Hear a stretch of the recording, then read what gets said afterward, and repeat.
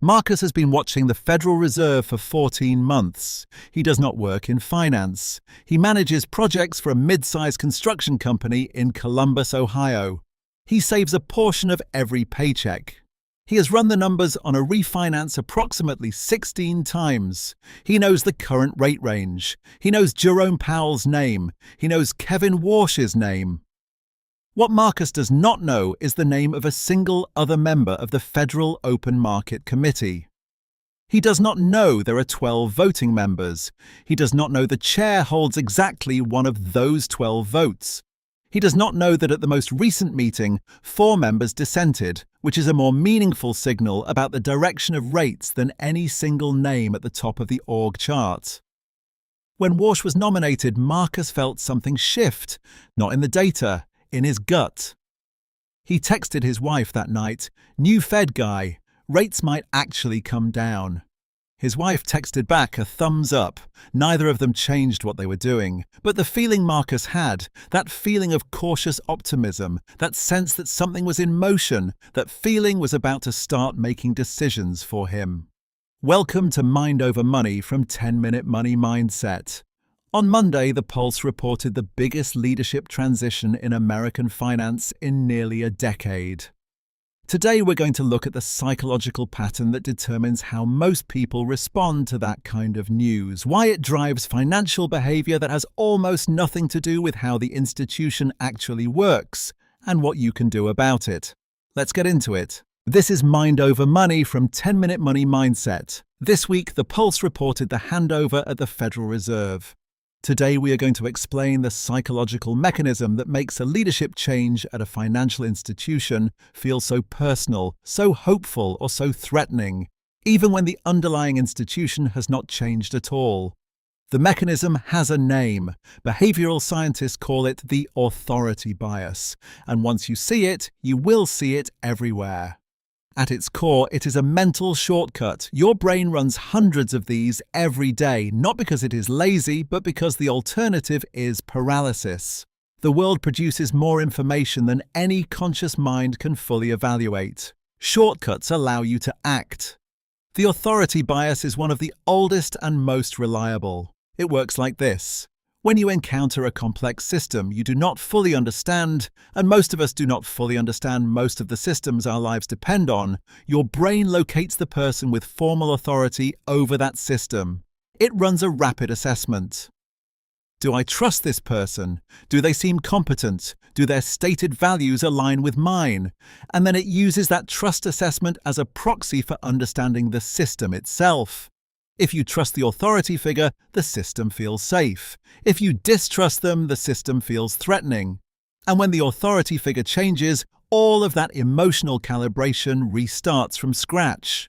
Notice what the bias is not doing. It is not evaluating the system. It is evaluating the person, and then it is assigning the person's traits to the system as a whole. This is not irrationality. This is efficiency. In most contexts throughout human history, authority figures did in fact control the systems they led. If the chief made a decision, the tribe followed. The shortcut worked. The Federal Reserve is not a tribe with a chief. Here is what the authority bias costs you when applied to institutions like the Fed. The rate decisions that determine your mortgage, your auto loan, and your credit card are made by a committee. 12 people. The chair votes once. At the last meeting, 3 governors dissented not from the rate decision itself, but from language that merely signaled future cuts might be possible. They wanted less flexibility, not more. Their views on the path forward matter at least as much as the chair's. Odeta Kushi, deputy chief economist at First American Financial, put it this way: leadership changes in 2026 are unlikely to materially alter the Fed's policy direction. Policy is ultimately set by a committee where the chair holds just one vote. One vote. Christopher Hodge at Natixis CIB described the incoming chair's situation plainly. Warsh is going to have a really hard time convincing the other members of the rate-setting committee to cut rates quickly. Marcus does not know any of this. Marcus knows a name. And right now, Marcus is feeling more confident about his refinance than the data supports. That feeling is a product of the authority bias. And that feeling, not the data, is about to drive Marcus to a decision.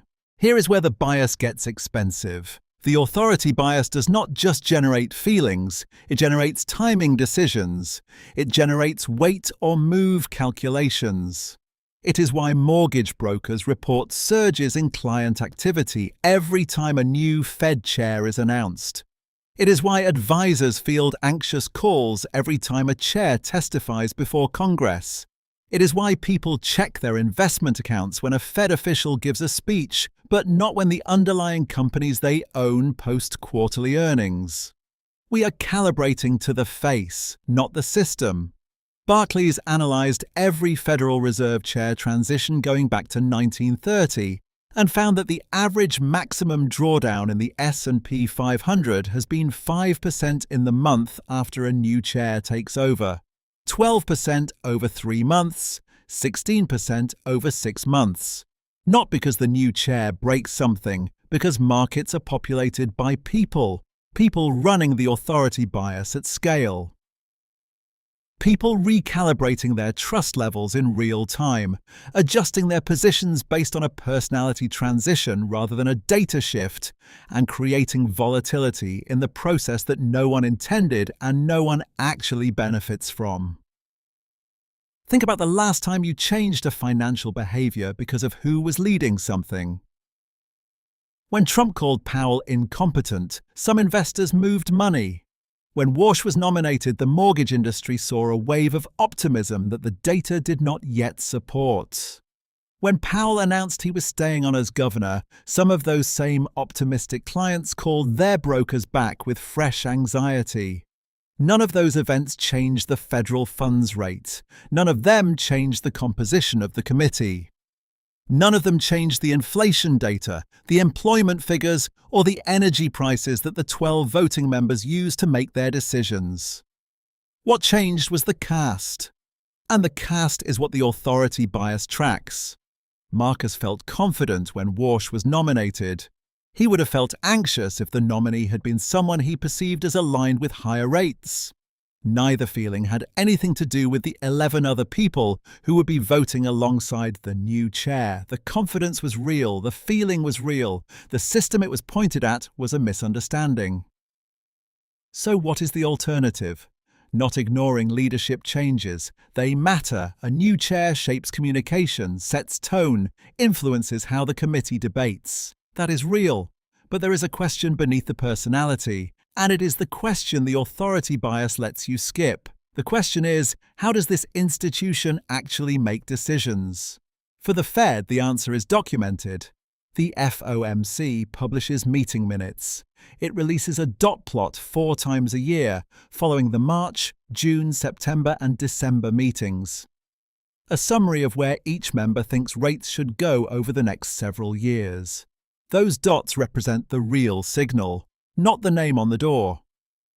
Amir Nurani, a mortgage broker in San Diego, put it this way about his clients. Most people were excited about this because they were thinking a new Fed chair automatically means interest rates are going to come down. The market doesn't realize that Kevin Warsh has a history of favoring higher rates. That is the authority bias working exactly as it always does. New person in charge, positive association, confidence that precedes and bypasses the data. Marcus's refinance decision should be driven by what the dot plot says, by what inflation is doing, and by what his own financial timeline requires. Not by whether he has a positive feeling about the man who will cast one of 12 votes at the June meeting. The authority bias will tell Marcus that the new chair changes everything. The data will tell Marcus CPI is 3.3%, 3 governors want tighter language, and the next meeting is in June. Marcus's financial life runs on the second sentence. Most people are running it on the first. Here is the prompt for this week. Find one financial decision you are holding or making right now that is connected to who leads something, a central bank, a company, a policy.